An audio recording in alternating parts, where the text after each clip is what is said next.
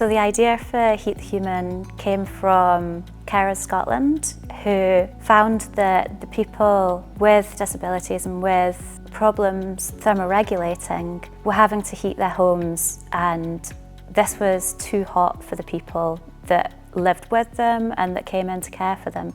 So there was a disbalance between the temperature that the patient felt comfortable at and the temperature that everybody else in that environment felt comfortable at. This is the jacket that we've made for Heat the Human, and it is designed so that it's nice and comfortable and wearable. People can wear it both indoors and outdoors without feeling that they're limited by sort of a big electric blanket or an outdoor jacket.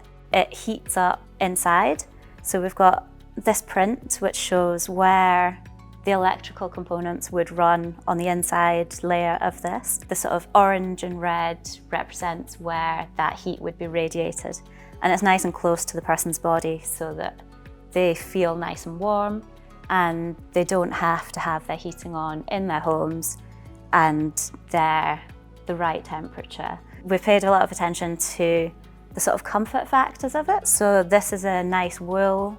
The pockets, cuffs and collar are all a really beautiful cashmere, and they're really cosy to wear against the skin. So you've got the nice warm collar around the back of your neck and on your hands. They come right down across your fingers so that it keeps all of those areas that tend to get cold nice and cozy.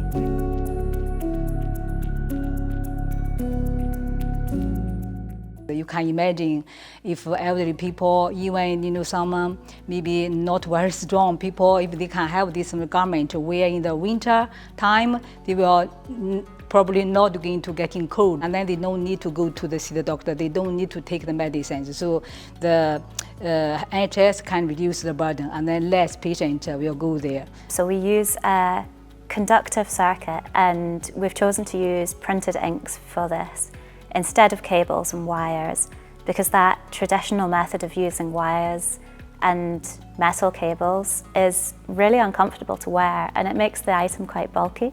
So having that printed directly onto the fabric makes it a much softer, more wearable, comfortable sort of garment to wear. And it could also be incorporated into things like cushions or blankets. And then we can use rechargeable power banks to heat those, so that it allows independence for the person. They can move around their homes, they can go outside with the garment.